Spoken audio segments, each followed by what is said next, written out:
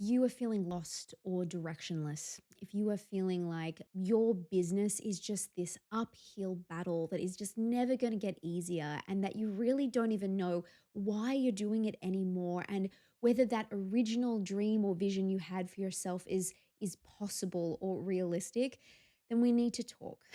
It's funny. Often, when I sit down to record an episode or record a mythic journey, which is one of my offerings in my business, I will experience the very theme that piece of content is going to be about. I tried recording this episode yesterday and realized that my, 40 minutes of recording couldn't be used because the sound was dodgy. And then I was sitting down today, I'd gathered my strength, I was focused, I was ready, and then I just started hearing all of this crazy noise on the road, like people just accelerating and motorbikes going by. And I was like, are you kidding me? And it's in that very moment when things feel really difficult that it is so easy for us to just go, what's the point?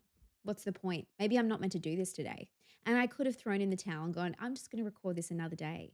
And then I remembered that the point of today's episode or lesson, whatever you want to call it, is about struggle. It's about having something worth fighting for. There's this beautiful piece of wisdom that I got from Richard Rudd of the Gene Keys. I'll include a link below in case you don't know what I'm talking about. And he's talking about the shadow of struggle. That sense that you are in a battle against life, maybe you're against yourself, that just feels never ending. It feels like, okay, well, this is it. This is my lot in life. Things are just going to be hard and I'm just going to have to be vigilant.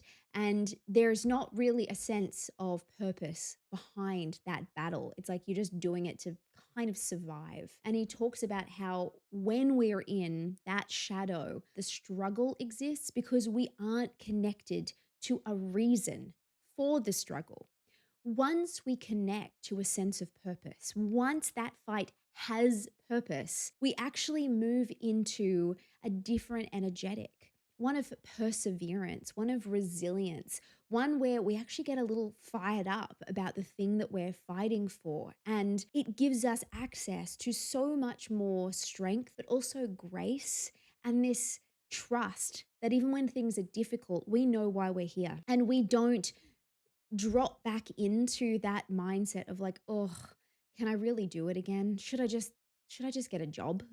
Or should I just let this client get away with being horrible to me? Like, should I just give them a discount? Should I just give them their money back? Like, there's obviously so many ways that this could play out. But the point is, we are regularly, as business owners, but obviously as humans as well, coming up against these moments of tension where it could go either way. Are we either going to dig deep, rally the troops? When I say troops, I mean all of our inner parts and fight for what we believe in. Maybe it's fighting for our boundaries. Maybe it's fighting for something that we want to achieve. Or are we going to collapse back into struggle and either just keep slogging away or give up altogether? If you are here in Operation Reset, whether because you decided to take the whole little course with me or you just stumbled across this video, chances are you are in need of a locking back in to why it is that you're doing what you're doing. Because the fact is that when we have a vision and we are connected to a purpose of what we're doing, everything feels more possible. It gives us a new spring in our step. We wake up each day feeling differently, not like victims, but like warriors. So today, what we're going to be doing together is locking you back into your vision, to your big why. And as we go about this process, because I've got quite a few different little exercises for you along the way, we're going to be troubleshooting the visioning process because I truly believe that our visions have been completely distorted through conditioning, through messaging, through the way we think we're supposed to vision, which actually is more like goal setting than visioning. And it means that for most of us, even if we do think we know what we're aiming for, it's often not truly connected to our desires, and it's not going to give us the fuel that we're really needing to get from this visioning process. So let's get to work here. Before we dive into the exercises, I want to introduce you to a little chart that I created for you, where we've got two different ways of measuring how we're approaching our visioning and goal setting, but we'll kind of again troubleshoot the difference between goal setting and visioning in a sec. So down the bottom here, we've got a scale of from having no vision all the way up to a very rigid vision, as in that white knuckling up approach to visioning, which is like whatever I achieve needs to look exactly like this by this day. Otherwise, I have failed. Whereas no vision is literally like, I'm just going to float about my day, not really thinking about where I'm going. I'm just going to exist. The second scale that we're looking at goes from mundane up to mythic. And where mundane sounds bad, it's actually not. It's really about just being very practical and pragmatic. We're really thinking about what we need right now. It's focused on safety and security and is more about like what already exists and what we know is possible. Mythic visioning is where we start to think way beyond. Like we think, okay, in my wildest dreams, what would I love to have happen? And this is where we get very innovative, or we might just be inventing things, like things that we don't think are even possible, that we've never proven to be true. We are allowing ourselves to go there. Now, the point with this chart is we don't want any extreme. When we have no vision, this is where we can get trapped in just getting by. Like this is really like Groundhog Day kind of life, where we just find that year upon year, we're not really going anywhere. Our lives aren't changing that much because we're not stretching ourselves. With this side, when we've got a rigid vision, this is where we are so insistent that our vision, our future has to look a certain way, and we have to do it by a certain amount of time, and we have all these conditions attached to it. And if we don't achieve it, we're basically a failing. Then we put way too much pressure on ourselves. And this is what can lead to burnout, because we are just going to keep pushing past what is natural. We're not listening to the world around us and where we're being guided to go. It's like we have already decided it has to be this thing. And even if nothing is working with us to help us get there, we're like, I will use sheer willpower and strength, and I will sacrifice anything in order to achieve this vision. So neither is healthy. And then the same can happen with this other scale. So when we go from mundane to mythic, if we are too focused on the mundane, we are too focused on just stability and security and predictability and just being realistic. And our visions are going to be based on what other people have already achieved and what we think is possible. And there's not really any leap of faith happening here.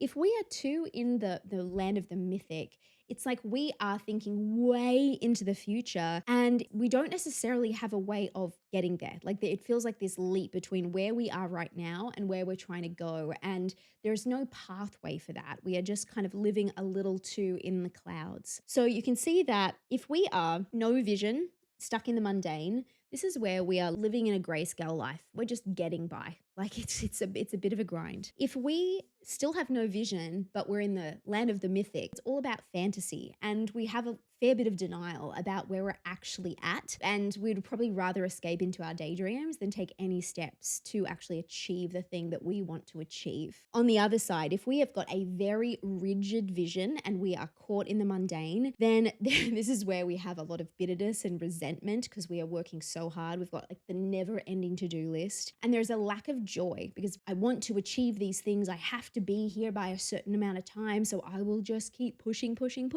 If we jump up into the mythic zone and we again still too rigid, this is where overwhelm kicks in. We take extreme measures. We're probably being a little bit reckless. We're jumping all over the place. Like we're going from 0 to 100 in 3 seconds. And we also can experience crushing disappointment because we are not factoring in the realities of like, what are we actually working with right now? You say you want to have a 6-figure launch, but you have got an audience of 50 people and the product is $100 that you're selling. Do the math. Like that is just not going to happen. I mean, if it does, it's like winning the lottery. It's so unlikely. And so what we actually want to do is find our sweet spot in the middle. We want to make sure that we are thinking big and we're thinking into the future, but we understand that we are where we are right now and we need to build to get to that point. We don't want to have no vision at all, but we also don't want to be gripping onto our vision so tight that there's no room for movement.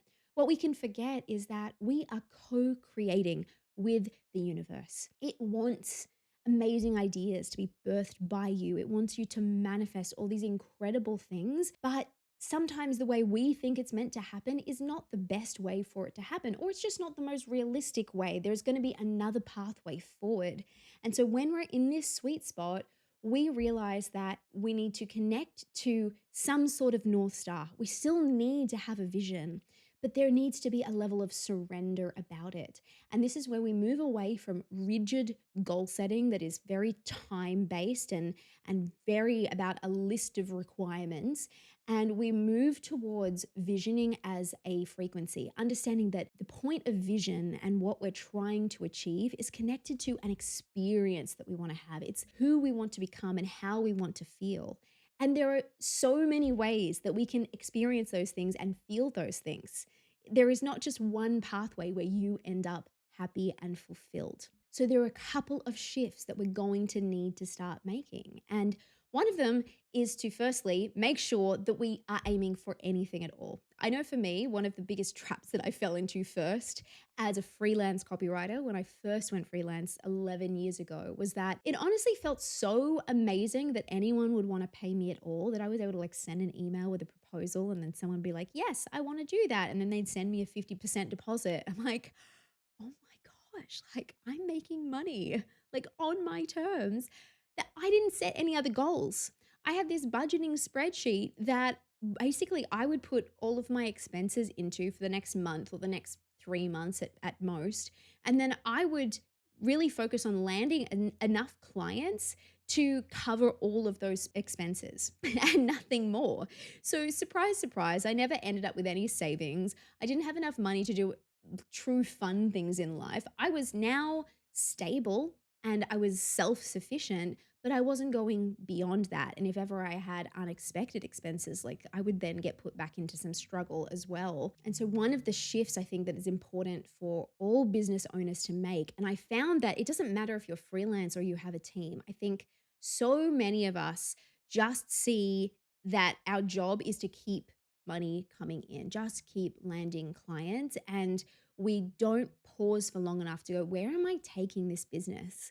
And as I've mentioned in some of the other lessons, like sometimes it's because we don't actually feel like business owners. We're like, oh, I'm just this person like pretending to run a business. And but when we start to think like business owners in terms of visioning and goal setting, we understand that we are going to need to bring enough money, not just to pay our business expenses, but also to pay us, and then to also start to have extra to put away so that we are creating wiggle room and spaciousness and savings for us to enjoy nicer things in life and all of that. And so when we start setting those goals, it changes how we price ourselves. We're no longer just thinking, oh, like, oh, it's probably a bit much for me to charge this per hour. And it's like, well, okay, I can only take on this many clients per year. This is how much I need to earn in order to cover absolutely everything that I've mapped out for myself. Well, then for me to be able to hit those numbers, knowing I can only support that many clients per year, then my hourly rate has to go up, because we forget that we need to get paid for the work that doesn't involve clients. Like we need to make sure that our time, Monday to Friday or whatever your working hours are, is getting covered, as in the marketing work as well. But it's just something that we often don't think about, whether it's when we first start our business or we just kind of forget at some point. So, one shift that I want you putting in place now is to crunch those numbers, to start to think about your capacity. How many clients can you support in a year? What are all the expenses you need to cover in a year, including paying yourself? Then figure out what the tax would be, and let's get some numbers in place that we're aiming for. But know that those numbers that you set for yourself, like those survival numbers, require you to show up one way in your business. When you start visioning and setting bigger goals, you are going to have to show up a different way. And so if you only ever aim low, you're never going to become the business owner you need to be to hit those bigger numbers. So what are your numbers? What are your baselines? What's your like better, your best? And then have a think about the way you're pricing yourself and packaging yourself right now. Do you actually have the capacity to be able to hit those numbers, or do you need to start to rethink the way you package yourself? The next thing we want to do is look at finding the sweet spot between no vision and rigid vision. And so this is where outside in versus inside out creation comes into play. When we are creating from the outside in, we often think about achieving goals in terms of reaching the top of a mountain. And it feels like it's this very fixed destination that we need to get to. And I know for me personally, as someone who has achieved some pretty epic goals in the past that felt like they were going to be completely life changing. And yes, in some ways they were. But when I got to the top of that mountain, the one I'm thinking of right now is when I got into my first main stage musical, which was my ultimate goal. And it happened in my early 20s. And I was like, I've made it. I've arrived. I'm at the top of the mountain. And I quickly realized that, oh, do I even like this mountain? Do I want to stay on this mountain and have to perform here like 8 times a week for the next year? This is not at all what I thought it was going to be. And I had to learn the long and hard way. It took me so many years before I figured out what had gone wrong. I had become very fixated on what I thought, my ego thought was the way I was going to be happy. It was based on what I'd already seen other people do. So I was like, oh, I want that one. It was also based on what I thought would make me look really good and feel really good. It would help my ego to be able to say, oh, yes, I'm performing in this show. And it was just based on a very unrealistic idea of what the thing was going to be. Like I thought it would feel very differently to be in a musical than it actually was. So I absolutely worked my butt off, used all my willpower, my strength, my determination, my grit to achieve this thing, and then was promptly disappointed and went through a multiple year process of just absolute like unraveling and like, who even am I if I don't want to do this with my life? What I realized in the years since, and the reason I've actually been able to stay with entrepreneurship for 11 years, where in the past I would just quit jobs after 6 months because I was like, ugh, I hate it, I'm moving on. Entrepreneurship has brought me so much more fulfillment and joy because I realized that a lot of the things that I was looking for in musical theater as a performer were actually easier found in entrepreneurship. I wanted the ability to adapt and evolve a lot quicker. I wanted to put my creative ideas into the work I was doing instead of being told where to stand and what to say and what to think. I wanted to use my voice to make a difference. And I thought, oh, well, the only way I can do that is becoming a famous actor. Like then people will listen to me. But the fact is, I have people paying to listen to me now, and I'm making far more of an impact as a coach than I was in musical theater. And so, the shift that I want you to start contemplating is that if you have been seeing success as a mountain that you need to scale, and the thing that you're looking for is at the top of the mountain, I want you to think about what is actually inside a mountain, what can be found.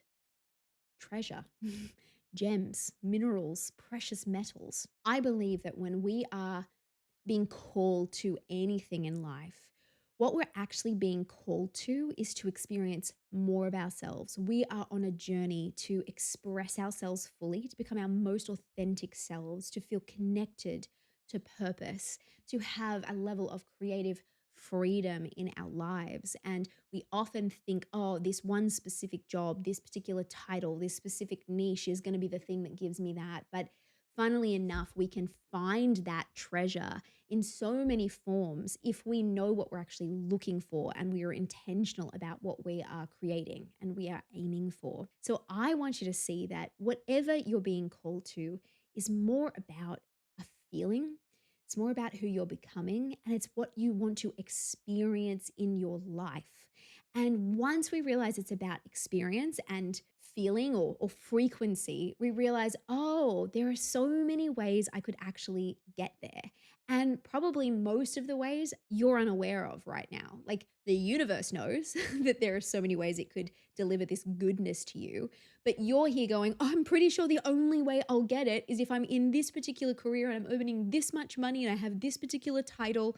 But that is a lie. So for this next exercise, what I want you to first connect to is, what are you wanting to experience? Like, can you remember why you got into entrepreneurship in the first place? Knowing that your goals, your desires may have shifted since then, but just write down everything you can think of. What do you feel like what it is that you do right now or that you're thinking you want to do next is going to give you? What are you wanting to experience? What are you wanting to feel? What are you wanting to express? I want you to do an exercise where you think about, okay, I'm living my dream life. The alarm goes off in the morning at this time, and then fill in the blanks. And I want you to map out your ideal day. And then maybe some really cool events that happen throughout that year, or things that you're able to do that wouldn't be in an everyday experience, but would be things that you're able to do because of what you've unlocked. Okay, so that's exercise one. The next exercise is I do want you to think about those accomplishment based things that you have aimed for in the past, whether it was why you got into entrepreneurship in the first place, whether it's with the goals that you've set in your business, like hitting a certain amount of money. Write all of them down. What is it that you imagine you will feel when those things happen? And what else will they unlock for you? Because usually it's about something else. It's like getting the certification, for instance, or being awarded this thing will allow you to feel more confident and grounded and authoritative. Or you may think, okay, well, that is going to make me be able to charge more money and people are going to be more drawn to my work. They'll take me more seriously. The money is often connected to what it is that we're going to be able to buy with it, obviously. But sometimes it's also about feeling like, okay, I did it. I will feel successful. I'll be able to call myself a real business owner. And so go through this exercise. Every single thing that you've been recently thinking about wanting to achieve, what is it that you think you're going to get out of this? And then know that the second step of this exercise can us be going in with a little bit more of a cynical mind and going, okay, but is this true? Number one, is this the only way I could experience this? And number two, will it actually give me that? Or is this trying to compensate for something else? That in itself can have us unraveling some of these goals and realizing, okay, it was less about that. It's more about this instead. And ideally, at the end of this, what we're coming up with is more of a list of experiences or values, things that you really care about, that you want to unlock in your life.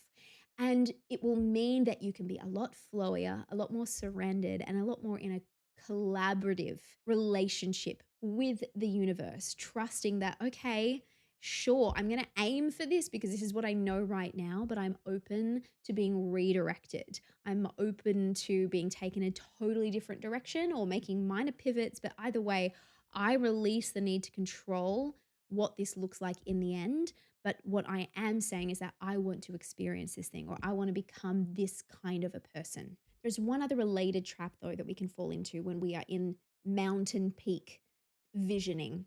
And that is that when we are so focused on the destination, we do not consider what the journey is going to involve. And often we think, I'll just do whatever it takes.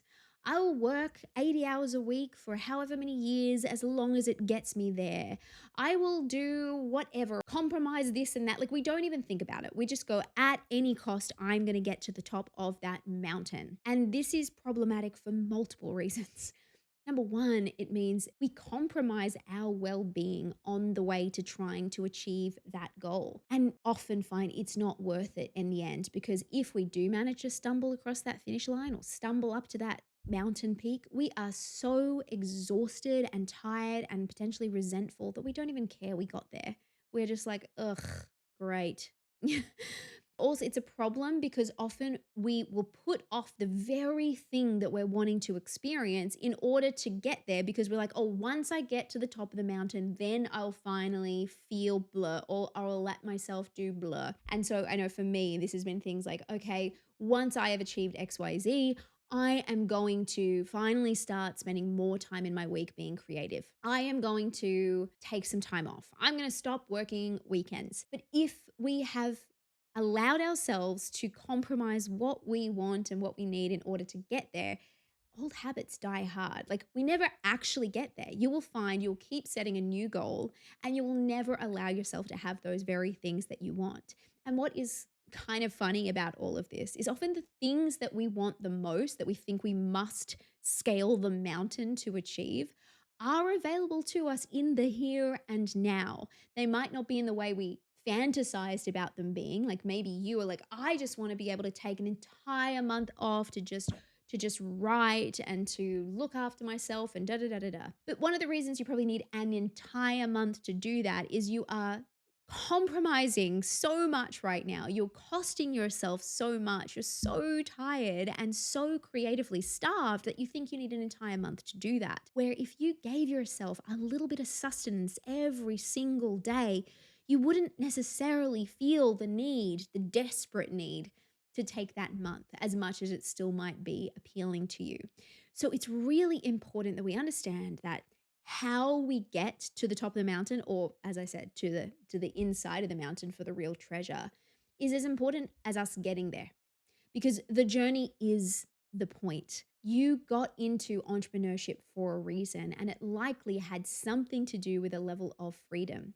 So if you aren't giving yourself that freedom now, what makes you think that in 3 years' time, when you've achieved these goals, you're suddenly going to have the freedom? No, because we'll often create more of a prison for ourselves in the process of getting there. So we need to put that freedom in place now so that you can experience the things that you want now. It's going to also increase your magnetism, and it's going to make it way more likely that you even achieve those goals as well, because it'll be sustainable. So this next and final exercise I'm going to give you is that I want you to think about your non-negotiables, your standards for success. What are you prepared to do in order to achieve these goals? What are you not prepared to do? What won't you compromise? And with all of those ingredients that you uncovered, so when you were doing some of those earlier exercises and you're like, I want to experience this, I want to feel this, I want to become this, how can you start to put them in place now? How can they become a part of your process and not just be this thing waiting for you at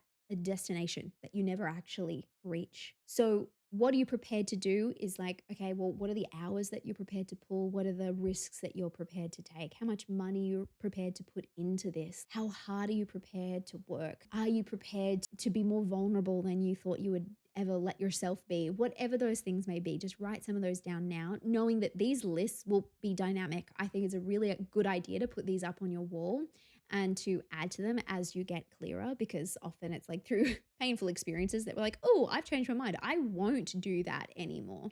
Also, they should be reassessed regularly, because while working 80 hours a week right now may appeal to you, in a year's time, it just may not. Not that I'm saying anyone should work 80 hours a week, but if it brings you joy and it's sustainable, then sure. But we have to base it on our own desires and our own base level needs. And this is where society has really messed us up, is that we were never really taught that we're allowed to define success for ourselves. The outside world says success involves things that people can hand you. They involve having the right title, the right amount of money in your bank account, and some sort of ego driven accomplishments. But for most of us, success, once we start to pull it apart, is so much simpler and won't necessarily look that amazing to the outside world. For me, when I started deconditioning my ideas of success, I used to think that I wanted to build $1 million business because that just was the thing that people did. And then when I saw that some entrepreneurs were like, oh, I'm ready to build a $10 million business, I was like, oh, yeah, I'm going to do that. I'm going to do that. But over the last 4 years, as I've gone on this healing journey and I've been really reclaiming what it is that I desire from my business, and I sat down and I crunched the numbers and I thought about my capacity and I thought about the things that I want to be able to do, the amount of money I wanted in the business so that I could build it the way I wanted. For instance, paying for the support and the software and those kinds of things so that it can run smoothly, but then also the wage that I would want to pay myself so that I can live my dream life. I realized that a $300,000 a year business is all I actually need. And I could do that without compromising. Like, I wouldn't have to work crazy hours. I could actually cut way back on my hours. I could make my marketing more sustainable. I wouldn't need to support a whole team, which is then going to add all sorts of other outputs for me. And so doing that was such a freeing experience. And it makes me go, okay, so yeah, I won't necessarily be the person who has this business that's like, oh, wow, she built this $1 million business. It's like, no, I get to live life on my terms and I am happy and I am fulfilled. And to me, like, that is so much more important. So for you, it's like, what are you prepared to do and what are you not prepared to do? I won't work with these kinds of people.